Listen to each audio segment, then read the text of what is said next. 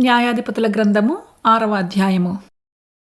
ఇశ్రాయేలీయులు యెహోవా దృష్టికి దోషులైనందున యెహోవా 7 ఏండ్లు వారిని మిద్యానీయులకు అప్పగించెను. మిద్యానీయుల చెయ్యి ఇశ్రాయేలీయుల మీద హెచ్చాయెను. కనుక వారు మిద్యానీయుల ఎదుట నిలవలేక కొండలోనున్న వాగులను, గుహలను, దుర్గములను తమకు సిద్ధపరచుకొనిరి. ఇశ్రాయేలీయులు విత్తనములు విత్తిన తరువాత మిద్యానీయులను, అమాలేకీయులను, తూర్పున నుండి వారును తమ పశువులను, గుడారములను తీసుకొని మిడతల దండంత విస్తారముగా వారి మీదికి వచ్చి వారి ఎదుట దిగి గాజాకు పోవనంత దూరము భూమి పంటను పాడుచేసి ఒక గొర్రెను కాని, ఎద్దును కాని, గాడిదను కాని, జీవన సాధనమైన మరి దేనినీ కాని ఇశ్రాయేలీయులకు ఉండనీయలేదు.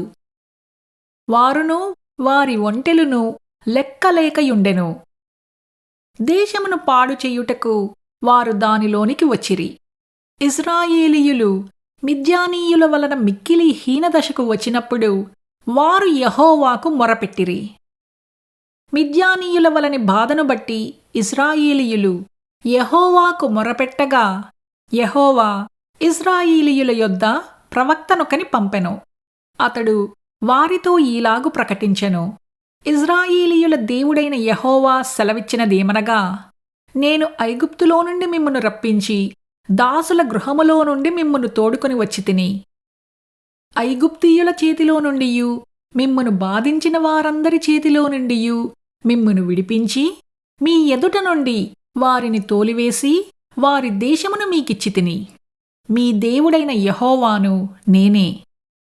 మీరు అమోరీయుల దేశమున నివసించుచున్నారు, వారి దేవతలకు భయపడకుడి అని మీతో చెప్పితిని కాని మీరు నా మాట వినకపోతిరి.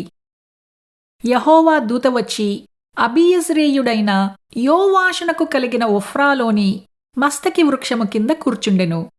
యోవాషు కుమారుడైన గిద్యోను మిద్యానీయులకు మరుగయ్యుండునట్లు గానుగ చాటున గోధుమలను దుల్లగొట్టుచుండగా యెహోవా దూత అతనికి కనపడి, పరాక్రమము గల బలాఢ్యుడా, యెహోవా నీకు తోడయున్నాడని అతనితో అనగా, గిద్యోను, చిత్తము నా ఏలినవాడా, యెహోవా మాకు తోడయుండెన ఎడల ఇదంతయు మాకేల సంభవించెను? యెహోవా ఐగుప్తులో నుండి మమ్మును రప్పించినని చెప్పుచు మా పితరులు మాకు వివరించిన ఆయన అద్భుత కార్యములన్నీయు ఏమాయెను? యెహోవా మమ్మును విడిచిపెట్టి మిద్యానీయుల చేతికి మమ్మును అప్పగించినని అతనితో చెప్పెను. అంతట యెహోవా అతని తట్టు తిరిగి, బలము తెచ్చుకుని వెళ్ళి మిద్యానీయుల చేతిలో నుండి ఇశ్రాయేలీయులను రక్షింపుము. నిన్ను పంపినవాడను నేనే అని చెప్పగా అతడు, చిత్తము నా ఏలినవాడా, దేని సహాయము చేత నేను ఇశ్రాయేలీయులను రక్షింపగలను?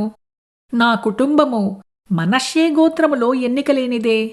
నా పితరుల కుటుంబములో నేను కనిష్ఠుడనయ్యున్నానని అతనితో చెప్పెను.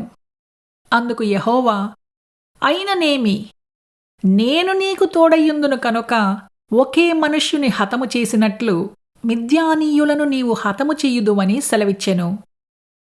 అందుకతడు, నా ఎడల నీకు కటాక్షము కలిగిన ఎడల నాతో మాట్లాడుచున్నవాడవు నీవే అని నేను తెలుసుకొనున్నట్లు ఒక సూచన కనపరచుము. నేను నీ యొద్దకు వచ్చి నా అర్పణమును బయటికి తెచ్చి నీ సన్నిధిని దానిని పెట్టు వరకు ఇక్కడ నుండి వెళ్ళకుమి అని వేడుకొనగా ఆయన, నీవు తిరిగి వచ్చు వరకు నేను ఉండెదననెను. అప్పుడు గిద్యోను లోపలికి పోయి ఒక మేకపిల్లను, తూమెడు పిండితో పొంగని భక్ష్యములను సిద్ధపరిచి ఆ మాంసమును గంపలో ఉంచి అది వండిన నీళ్లను కుండలో పోసి ఆయన కొరకు ఆ మస్తకి వృక్షము క్రిందికి దానిని తీసుకుని వచ్చి, దేవుని దూత ఆ మాంసమును పొంగని భక్ష్యములను పట్టుకుని రాతిమీద పెట్టి నీళ్లు పోయుమని అతనితో చెప్పెను. అతడాలాగు చెయ్యగా యెహోవా దూత తన చేతనున్న కర్రను చాపి దాని కొనతో ఆ మాంసమును ఆ పొంగని భక్ష్యములను ముట్టినప్పుడు అగ్ని ఆ రాతిలో నుండి బయలువెడలి ఆ మాంసమును పొంగని భక్ష్యములను కాల్చివేసెను. అంతట యెహోవా దూత అతనికి అదృశ్యమాయెను. గిద్యోను ఆయన యెహోవా దూత అని తెలుసుకొని, ఆహాహా, నా ఏలినవాడా, యెహోవా ఇందుకే కదా నేను ముఖాముఖిగా యెహోవా దూతను చూచితినెను. అప్పుడు యెహోవా, నీకు సమాధానము, భయపడకుము, నీవు చావవని అతనితో సెలవిచ్చెను. అక్కడి గిద్యోను యెహోవా నామమున బలిపీఠము కట్టి దానికి యెహోవా సమాధానకర్తయని పేరు పెట్టెను. నేటి వరకు అది అబీయెజ్రీయుల ఓఫ్రాలో ఉన్నది.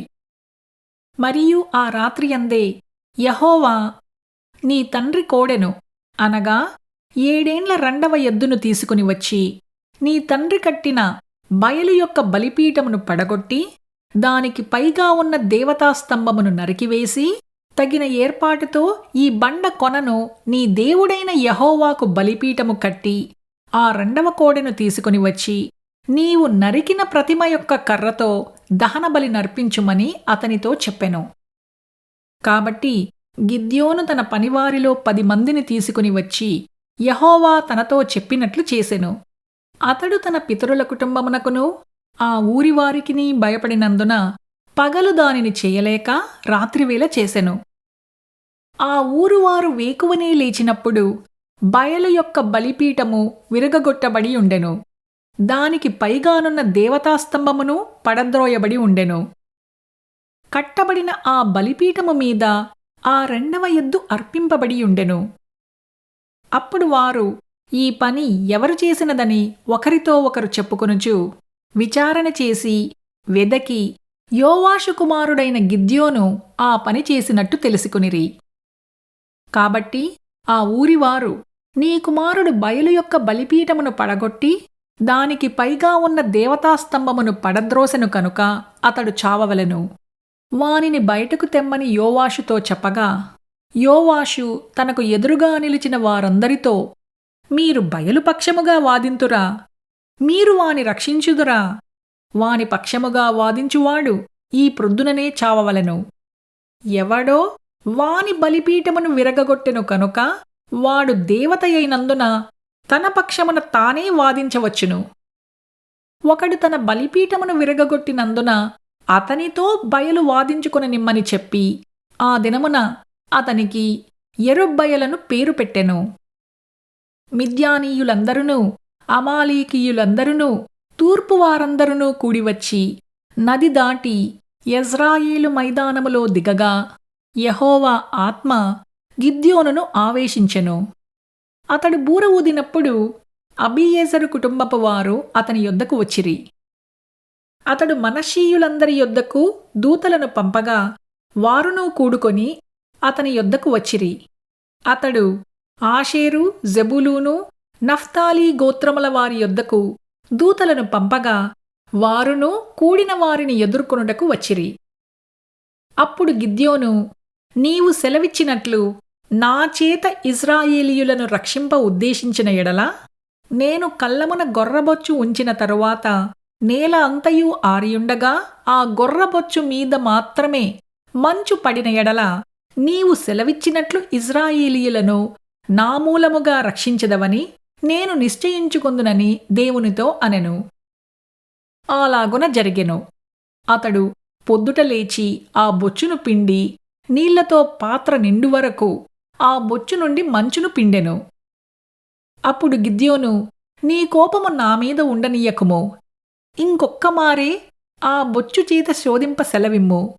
నేల అంతటి మీద మంచు పడి ఉండగా ఆ బొచ్చు మాత్రమే పొడిగా ఉండనిమ్మని దేవునితో అనగా ఆ రాత్రి దేవుడు అలాగున చేసెను. నేల అంతటి మీద మంచు పడినను ఆ బొచ్చు మాత్రమే పొడిగా ఉండెను.